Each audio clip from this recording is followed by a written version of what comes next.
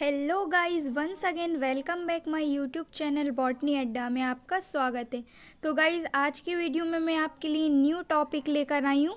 Root hairs की structure and function, मतलब जो मूल रोम होते हैं उनकी हम संरचना और कार्य के बारे में पढ़ेंगे। गाइस, ये वीडियो आपको तभी समझ में आएगी जब आप इससे पहले की मेरी जो वीडियो है वाटर एब्जॉर्प्शन वाली, जब आप उसे देख लोगे तब ये वीडियो आपको ईजिली समझ में आ जाएगी। तो स्टार्ट करते हैं। रूट हेयर्स के बारे में मैंने आपको अपनी पिछली वीडियो में बताया था, रूट हेयर्स क्या होते हैं और इनका वर्क क्या होता है। आज हम जो रूट हेयर्स होते हैं उनकी संरचना और उनके कार्य पढ़ेंगे, structure and functions of root hairs. तो चलिए देखते हैं। जो रूट हेयर्स होते हैं एपिब्लेमा की बाह्य भित्ति से आउट ग्रोथ के रूप में उत्पन्न होते हैं। जो एपिब्लेमा जो होती है, ये सभी मैं आपको अपनी पिछली वीडियो में बता चुकी हूँ। तो गाइज़, आप पिछली वीडियो ज़रूर देखें वाटर एब्जॉर्प्शन वाली, तो आपको ये समझ में आ जाएगी। तो जो रूट हेयर्स होते हैं वो एपिब्लेमा की बाह्य भित्ति से आउट ग्रोथ के रूप में उत्पन्न होते हैं, जो कि लंबे नलिकाकार तथा एक कोशिकीय संरचना वाले होते हैं। रूट हेयर्स की कोशिका भित्ति कोमल तथा बहुत पतली होती है। इसकी जो बाह्य भित्ति होती है, मतलब इसकी जो सेल वॉल होती है, वो बहुत ही पतली और कोमल होती है। जो बाहरी सतह होती है वो पैक्टिन, और जो भीतरी सतह होती है वो सेल्यूलोज की बनी होती है। सो गाइज, यहाँ से ऑब्जेक्टिव टाइप क्वेश्चन बनता है कि जो रूट हेयर्स की जो बाहरी सतह होती है वो काई की बनी होती है और जो भीतरी सतह होती है वो काई की बनी होती है। तो इसकी जो बाह्य सतह होती है वो पैक्टिन की, और जो भीतरी सतह होती है वो सेल्यूलोज की बनी होती है।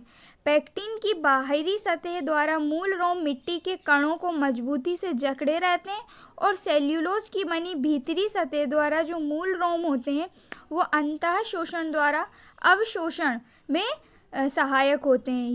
ये इनके कार्य हो गए। जो बाहरी जो सतह होती है वो क्या करती है, जो सॉइल के पार्टिकल्स होते हैं उन्हें मजबूती से जकड़े रहती है, और जो भीतरी सतह होती है वो अंतः शोषण द्वारा एब्जॉर्प्शन करती है काई का, वाटर का।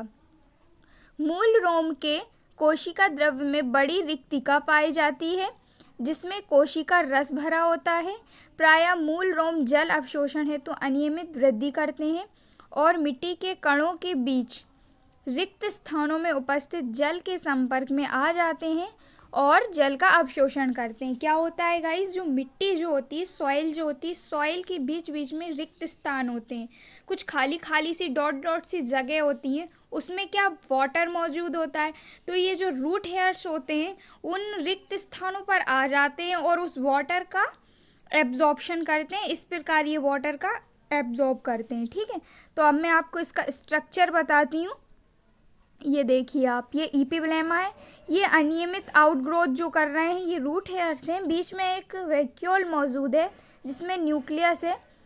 इस टाइप से ये स्ट्रक्चर होता है। आप कॉपी में नोट ज़रूर करें, पूरा नोट्स। ठीक है, चलिए अब अपन देखेंगे जल अवशोषण की क्रियाविधि, मैकेनिज्म ऑफ वाटर एब्जॉर्प्शन। ये जो वाटर एब्जॉर्प्शन होता है ये कैसे होता है ना, किन किन विधि द्वारा होता है। मेनली इसकी दो मेथड होती हैं, एक एक्टिव और एक पैसिव एब्जॉर्प्शन। तो सबसे पहले हम थोड़ा सा इंट्रो देखते हैं, फिर मेथड देखेंगे, active absorption and passive absorption.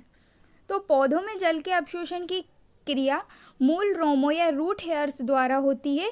ये मूल रोम मिट्टी के कणों के संपर्क में रहते हैं तथा पराशरण की क्रिया से कैपिलरी वाटर का एब्जॉर्ब करते हैं। अब कैपिलरी वाटर क्या होता है, इससे पहले की जो टाइप्स ऑफ वाटर वाले वीडियो में मैंने आपको वाटर्स के बारे में बताया था, कितने टाइप्स के वाटर होते हैं।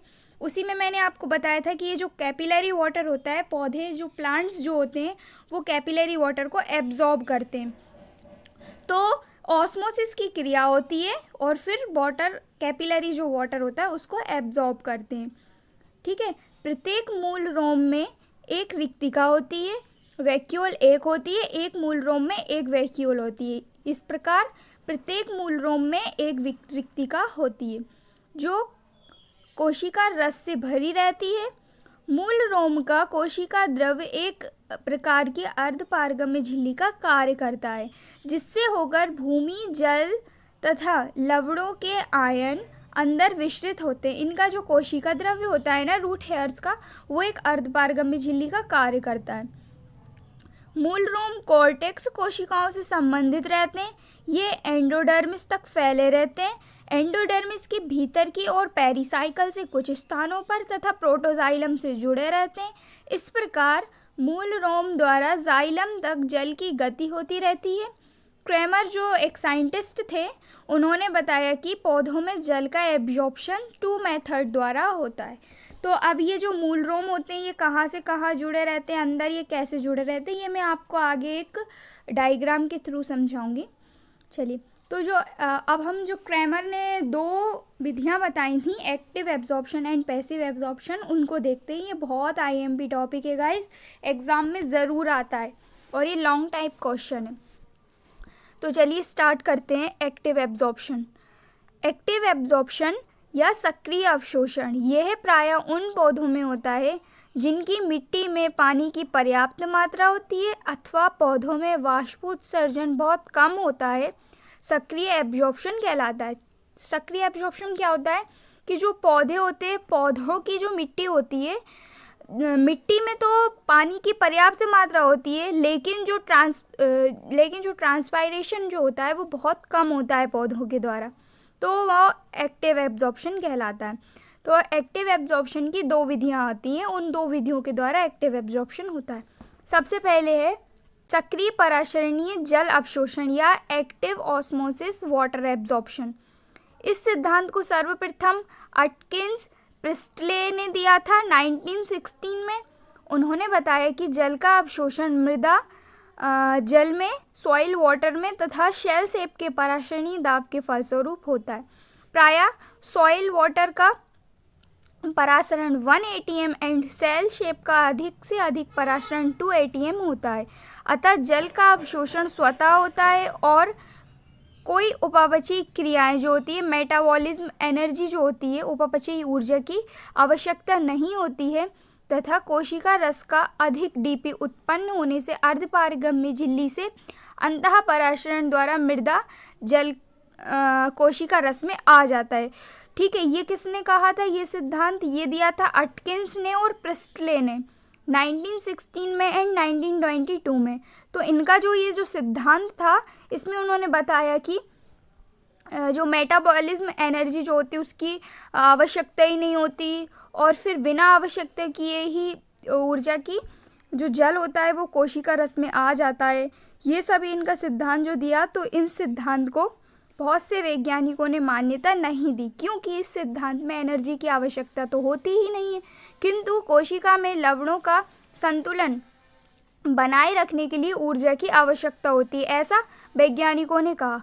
फिर विभिन्न वैज्ञानिकों का मत है कि जल का अवशोषण परासरण क्रियाविधि द्वारा होता है, क्योंकि मूल दाब तथा जाइलम रस के उच्च परासरण दाब में घनिष्ठ संबंध होता है। अटकिंस ने 1916 का कथन है कि समीपस्थ को पैरेन्काइमा जो सेल्स होती हैं वो जाइलम वैक्यूल से शर्करा का स्त्रावित करती हैं। प्रिस्टले ने 1922 के अनुसार कहा कि कोशिकाओं के पदार्थ जो जाइलम अवयवों को पृथक करते हैं आवश्यक विलय प्रदान करता है। और फिर उसके बाद एंडरसन और हाउस ने 1967 में कहा कि जीवित सेल्स के जाइलम अवयवों द्वारा लवणों का अवशोषण होता है। ठीक है, ये तो फर्स्ट मेथड हो गई किसकी? एक्टिव एब्जॉर्प्शन की, एक्टिव ऑस्मोटिक वाटर एब्जॉर्प्शन। ठीक है, अब हम इसकी सेकंड मेथड पढ़ेंगे जो है active non osmotic water absorption.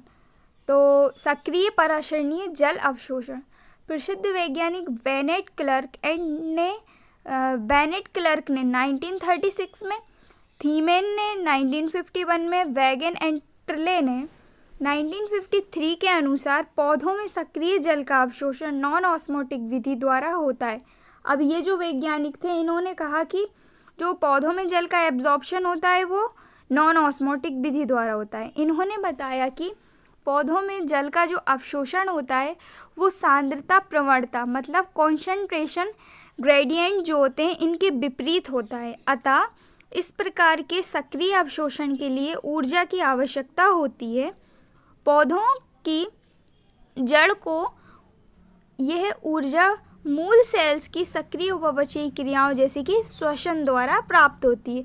अब इन्होंने कहा कि जो नॉन ऑस्मोटिक जो विधि के द्वारा जो जल का एब्जॉर्प्शन होता है उसके लिए काय की ऊर्जा की आवश्यकता होती है, एनर्जी की आवश्यकता होती है। और ये जो एनर्जी होती है ये जो मूल सेल्स होती हैं उन मूल सेल्स की मेटाबॉलिज्म क्रियाओं के द्वारा जैसे कि श्वसन के द्वारा ये ऊर्जा प्राप्त होती है। अब इस मत का सत्यापन निम्न बिंदुओं द्वारा किया जा सकता है। बाढ़ आने से मृदा में वायु की कमी हो जाती है, अतः जीवित कोशिकाओं द्वारा श्वसन के लिए वायुमंडल से वायु प्राप्त की जाती है।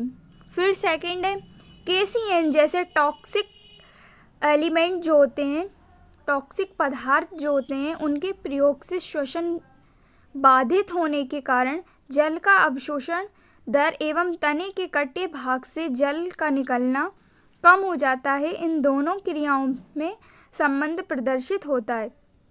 प्रतिदिन जो वाटर एब्जॉर्प्शन की जो क्रिया होती है वो कभी तीव्र तो कभी धीमी होती है। ये जो क्रिया होती है ये दिन में तो तेज होती है परंतु रात्रि में मंद हो जाती है। अवशोषण की क्रिया जीवित कोशिकाओं में होती है। ऑक्सिन्स जो होते हैं, ऑक्सिन्स उनकी जो सांद्रता होती है वो कम होने पर जल का जो एब्जॉर्प्शन होता है वो अधिक होता है। तो ये ऑब्जेक्टिव टाइप क्वेश्चन पूछ लिया जाता है कि ऑक्सीजन की यदि सांद्रता कम हुई तो वाटर का एब्जॉर्प्शन अधिक होगा या कम होगा। तो ये हो गई फर्स्ट मेथड एक्टिव एब्जॉर्प्शन। अब हम पढ़ेंगे सेकंड पैसिव एब्जॉर्प्शन। तो पैसिव एब्जॉर्प्शन क्या होता है? पैसिव एब्जॉर्प्शन होता है निष्क्रिय अवशोषण। मिट्टी में जल की कमी तथा पौधों द्वारा अधिक वाष्पोत्सर्जन वाली दशाओं में होता है। ये एक्टिव एब्जॉर्प्शन का जस्ट अपोजिट है। निष्क्रिय अवशोषण मिट्टी में जल की कमी तथा पौधों द्वारा अधिक वाष्पोत्सर्जन वाली दशाओं में होता है, जिसमें पत्ती की कोशिकाओं का DPD अधिक हो जाता है। अतः ये कोशिकाएं जाइलम सेल्स से जल खींचने लगती हैं, जिसके फलस्वरूप क्या होता है, जो जाइलम सेल्स में तनाव उत्पन्न हो जाता है, यह कॉर्टेक्स की सेल्स से पानी खींचने लगता है। पहले क्या हो रहा था? पहले जो पत्ती की जो कोशिकाएं थी उनमें DPD डिफ्यूज़न प्रेशर उत्पन्न हो रहा था, ठीक है। फिर डिफ्यूज़न प्रेशर अधिक हो रहा था, फिर उसके अधिक होने से जो जाइलम सेल्स थी वो जल खींचने लग रही थी। जाइलम सेल्स के जल खींचने से जो जाइलम सेल्स में तनाव उत्पन्न हो रहा था, और तनाव उत्पन्न होने से जो कॉर्टेक्स है, कॉर्टेक्स की सेल्स में, कॉर्टेक्स है ना, उस कॉर्टेक्स की सेल्स में खिंचाव उत्पन्न हो जा रहा था। और इस खिंचाव के कारण क्या हो रहा है कि इस खिंचाव के कारण मिट्टी से पानी खींचने लगता है। तो ये कहीं ना कहीं अंदर ही अंदर एक दूसरे से कनेक्टेड रहते हैं, ठीक है। कॉर्टेक्स से ये सारी चीज़ें अंदर ही अंदर कनेक्टेड रहती हैं। आगे मैं डायग्राम के थ्रू समझाऊंगी आपको। तो इस क्रिया द्वारा कॉर्टेक्स की सेल्स में खिंचाव उत्पन्न हो जाता है, जो मिट्टी से पानी खींचने लगता है। अतः निष्क्रिय अवशोषण में जल पराशरण द्वारा नहीं होता है, वरन उत्पन्न तनाव के कारण जल का एब्जॉर्प्शन होता है। तो ये चीज़ तो हमें पता चली गई कि जो एक्टिव एब्जॉर्प्शन में क्या हो रहा था कि जो पराशरण की क्रिया हो रही थी, फिर वाटर का एब्जॉर्प्शन हो रहा था। लेकिन जो पैसिव एब्जॉर्प्शन हो रहा है, उस पैसिव एब्जॉर्प्शन में ऑस्मोसिस क्रिया नहीं हो रही है, उसमें ओनली तनाव उत्पन्न होता है और उस तनाव के कारण वाटर का एब्जॉर्प्शन होता है। अतः जड़ों में DPD उत्पन्न हो जाता है, जो एपिडर्मल सेल्स से जाइलम सेल्स तक बढ़ता चला जाता है। इस विधि में जल एब्जॉर्ब पौधों के ऊपरी भाग में, जो एब्जॉर्ब जल है वो पौधों के ऊपरी भाग में उत्पन्न कारकों के कारण होता है। अतः जड़ की कोशिकाएं निष्क्रिय भूमिका निभाती हैं। निष्क्रिय अवशोषण में जल का अवशोषण बहुत तीव्र गति से होता है। इसकी क्रियाविधि तेज दर से होने वाले वाष्पोत्सर्जन द्वारा प्रदर्शित करती है, क्योंकि इसमें जो वाटर का एब्जॉर्प्शन होता है वो बहुत तेज गति से होता है, जिस कारण जो वाष्पोत्सर्जन होता है वो प्रदर्शित करता है कि वाष्पोत्सर्जन की दर भी बहुत तीव्र गति से होती है, क्योंकि वाटर भी एब्जॉर्ब बहुत तीव्र गति से हो रहा है ना, इसलिए। तो अब मैं आपको ये डायग्राम के थ्रू समझाती हूँ। देखिए, सबसे पहले पेरिसाइकल, फिर एंडोडर्मिस, फिर अंदर ही अंदर फ्लोएम, फिर ये जो बीच में आपको इतना सारा भाग दिख रहा है वो कॉर्टेक्स है, फिर इपिब्लेमा आ गई, फिर देन ये रूट हेयर्स आ गए। रूट हेयर्स सॉइल वाटर से जकड़े रहते हैं, जैसा कि मैंने आपको बताया, वाटर को एब्जॉर्ब करते हैं। फिर कहीं ना कहीं यहाँ पे साइटोप्लाज्म में बीच में न्यूक्लियस, इस तरह से ये अंदर ही अंदर एक दूसरे से कनेक्टेड रहते हैं, और जब एक दूसरे को खींचता है तो दूसरा भी आगे खिंचता चला जाता है। इस प्रकार से वाटर का एब्जॉर्प्शन होता है। आई होप आपको ये वीडियो समझ आ गया होगा। तो अच्छा लगा हो तो वीडियो लाइक शेयर सब्सक्राइब ज़रूर करें। देन नेक्स्ट टॉपिक में मैं आपको मिलती हूँ नेक्स्ट वीडियो के साथ।